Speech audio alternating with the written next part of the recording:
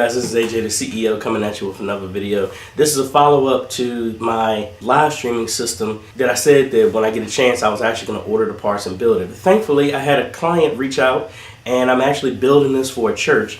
Actually upgrading an old computer to what I'm using. Pretty much the only thing I'm keeping from the old computer is a secondary hard drive, DVD drive, and the Windows license. That's pretty much it. Everything else is being gutted and moved into the streaming PC that I normally use on personally and all the churches that I work with. So let's just go through the parts, and then after that we're going to just do a time lapse building the whole thing, and then we're going to get into testing and performance. So let me work backwards. The go-to capture card that I use is the DeckLink Mini Recorder 4K. Like I said, I've used this multiple times before because it has HDMI and SDI input, which is good for professional, SDI cable connections, so it locks in place so it won't come loose. And I mentioned that before in one of my videos where I was recording a basketball game and some parent's kid yanked the HDMI cable loose from the camera, so I lost the game, recording of the game because of that. But this one actually got a 50-foot and 100-foot SDI cable with an HDMI to SDI converter, so I can hook a camera up to this. That's my setup. But with this setup, pretty much any connection can go into this. This accepts all the way up to obviously 4K. I forgot the actual specs that it accepts up to. The frame rate. It goes all the way up to 4K and with a frame rate up to 60 frames per second. But at 1080p, it goes all the way up to 60. And that's pretty much what I'm going to be running this for. But this is kind of good future proofing. I don't see any churches live streaming at 4K anytime soon. But it's good to know that this is in place. It can go up to that if need be. Now, this is kind of a sleeper hit that I actually put in my main one. M.2 128 gigabyte solid state hard drive. Now, I've never really messed with silicone power before. Honestly, for my personal system, this is the same M.2 that I have in there. I was actually pleasantly surprised at the performance. I mean, this thing was dirt cheap in comparison to other ones, which is good. So this is mainly just going to be for the operating system. There was the old system that they had was a 250 gig hard drive, which again, I'm wiping that out, and that's just going to be for storage if they ever decide to record from their live stream. So that's what mainly that's going to be for. All the applications, OS, and everything is going to be moved to here, which is going to give them lightning fast performance in comparison.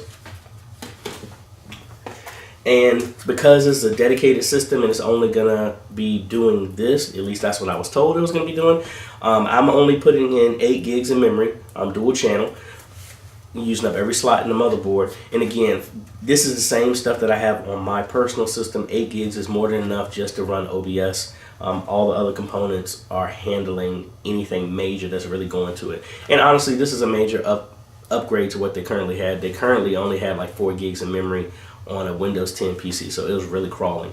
On a i5 6500, I think it was only a dual core. I may be wrong on those numbers, but this is gonna catapult them faster than what they normally would have.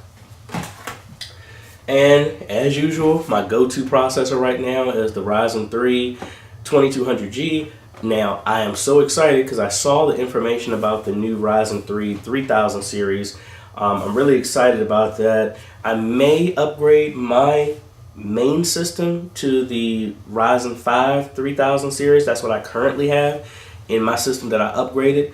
I don't really have a need for it, but I may upgrade that just to see what the performance difference is, or I'll just go to the Ryzen 3 3000 just to see, because if the performance, well, I know the performance is better, that's going to be my new go-to once these are phased out.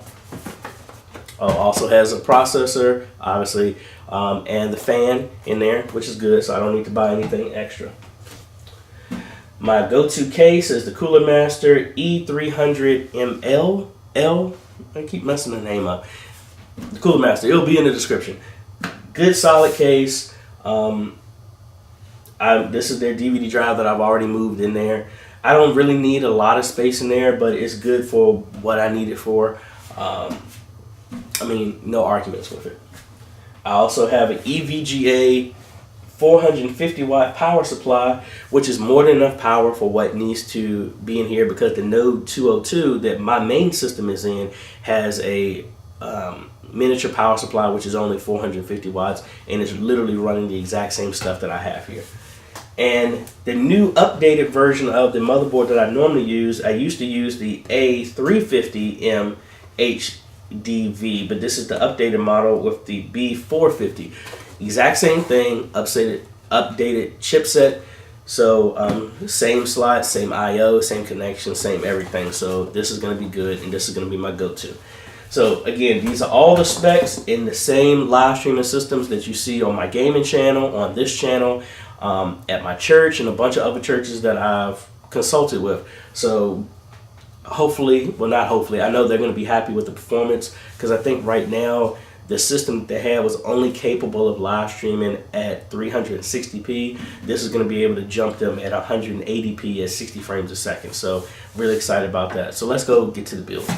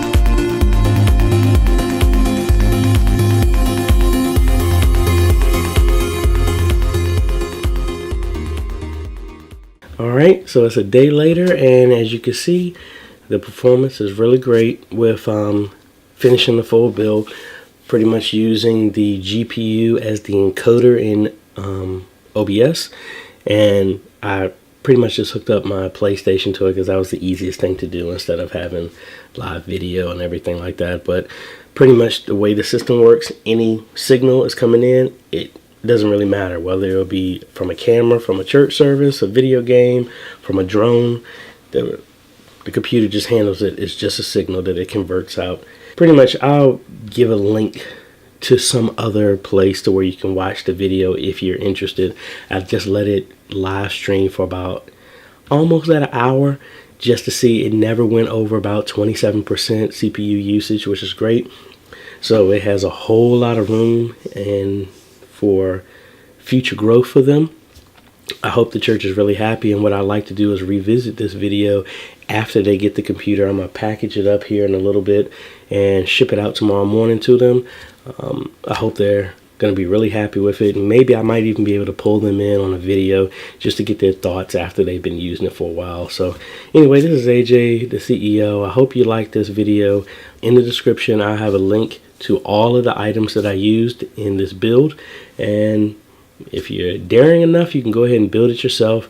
Or if you ever need any help, send me an email here at the email listed on the bottom of the screen. If you have any other questions, hit me up in the comments. What do you use as your streaming PC at your church? Do you use a Mac? Do you use a PC? What processor? Share in the comments so we can see what we're actually other people are using at their churches. You never know. Your stuff that you're using may help somebody else. So again, this is AJ, the CEO, and I think I've said that a bunch of times. Need to work better on my exit. But anyway, I hope you like this content. I really appreciate a like. Consider subscribing, guys, and also if you are, make sure you hit that bell notification. That way you get notified when we come out with new videos. And we'll be coming out with some new stuff pretty soon. Catch you on the next video. Later.